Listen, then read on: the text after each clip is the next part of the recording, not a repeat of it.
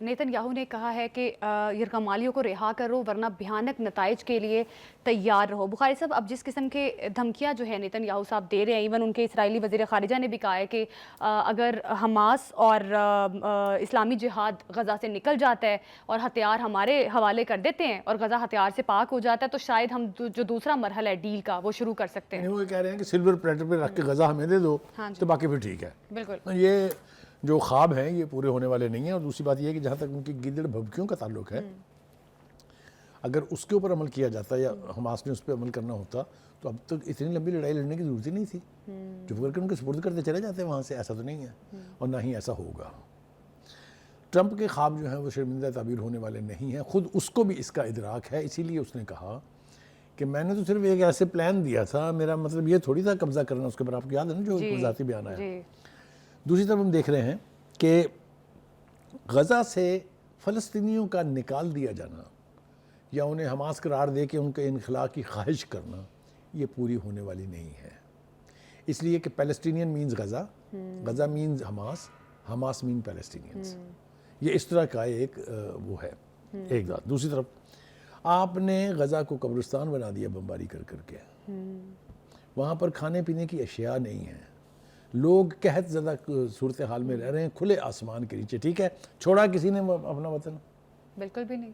ایسے لوگوں کو جنہوں نے 50,000 سے اوپر جانوں کے نذرانے پیش کیے ہوں، 2 لاکھ کے قریب لوگ زخمی کرا لیے ہوں، انہیں آپ موت سے ڈرائیں گے؟ وہ نہیں ڈریں گے موت سے. ایک بات. دوسری بات یہ ہے کہ اس جو نیتن یاہو کی خواہش اور ٹرمپ کا جو پلان تھا اس کے مقابلے میں ایجپٹ نے بھی ایک پلان بنایا ہے جس کو وہ یہ کہہ رہے ہیں کہ اس کے تحت مصر جو ہے وہ پیش کرے گا ایک پلان گورننس اسسٹنس مشن. وہ کہتے ہیں کہ اس میں ہم حماس کے بندے نہیں رکھیں گے لیکن فلسطینین ہوں گے. تو یہ گورن کرے گا اس وقت تک جب تک کہ ری بلڈ نہیں ہو جاتا غزہ. اس پلان کی اپروول جو عرب فارن منسٹر ہیں انہوں نے دے دی ہے. آج وہاں عرب لیگ کی سمٹ کا اجلاس ہو رہا ہے جس میں وہ اس کو پیش کریں گے اپروول کے لیے. ہوتی ہے یا نہیں ہوتی ہے یہ ذرا ابھی دیکھنا ہے کہ جب اس کا نتیجہ آئے گا سامنے تو ہم اس کو دیکھ لیں گے. ٹھیک. میرے خیال سے مجھے یوں لگتا ہے کہ شاید اس کے اندر تھوڑی بہت اونچ نیچ، تھوڑی بہت تبدیلی کے ساتھ یہ چیز شاید حماس کے لیے قابل قبول ہو، بیکاز فلسطینیوں کا انخلاء نہیں ہو رہا اس میں. ٹھیک ہوگا جی.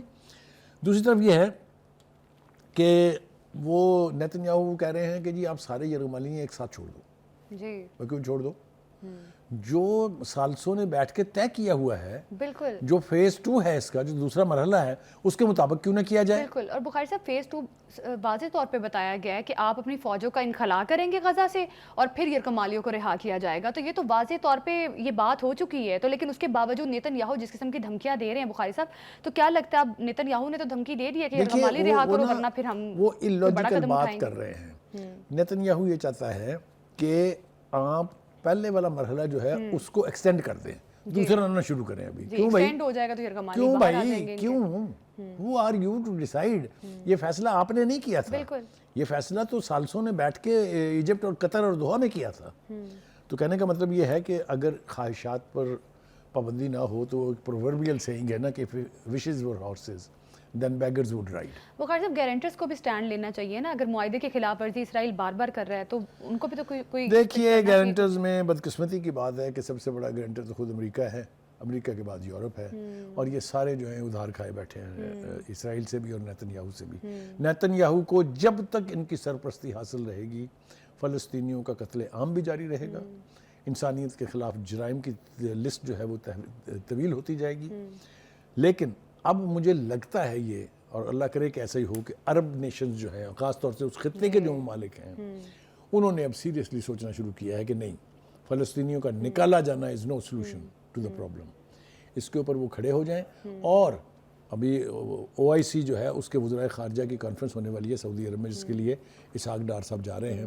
اللہ کرے کہ وہاں بھی اسی طرح کا کوئی فرم سٹینڈ لیا جائے تو تبھی سنوائی ہوگی فلسطینیوں کی. وہاں پر جو حالات بنے ہوئے، کل بھی ہم نے بات کی تھی کہ امدادی سامان جو ہے وہاں پہ داخل ہونے کی اجازت نہیں دی جا رہی. اسرائیل جو ہے اس قسم کا سلوک بھی کر رہا ہے اور ساتھ ہی ساتھ شمالی جو پٹی ہے وہاں پر بھی بمباری کر رہا ہے. بخاری صاحب پاکستان نے بھی اس کی بڑی مذمت کی ہے. دیکھیے پاکستان ایک کہا گیا ہے کہ یہ بالکل ایک تو اس کے خلاف ہے کہ جو آپ نے یہ امداد روکی کی ہے یہ غیر انسانی حرکت ہے جی اور یہ جنگی جرائم کے زمرے میں آتی ہے.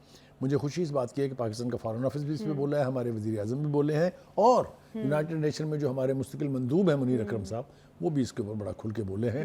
پاکستان نے اب جو پرنسپل پوزیشن لی ہے آئی تھنک اس سے ہماری ایز اے نیشن امبیرسمنٹ بھی ختم ہوئی ہے, اور اب ہم سر اٹھا کے کہہ سکتے ہیں کہ ہم فلسطینین کاز کے سپورٹر ہیں. بالکل ہم نہیں چاہتے فلسطینی کہ کاز کے غزہ کو سپورٹر ہیں فلسطینیوں اور سے خالی پاکستان کرایا نے اس جائے. چیز کی شدید مذمت کی ہے کہ اس قسم کا سلوک نہیں ہونا چاہیے غزہ کے لوگوں کے ساتھ.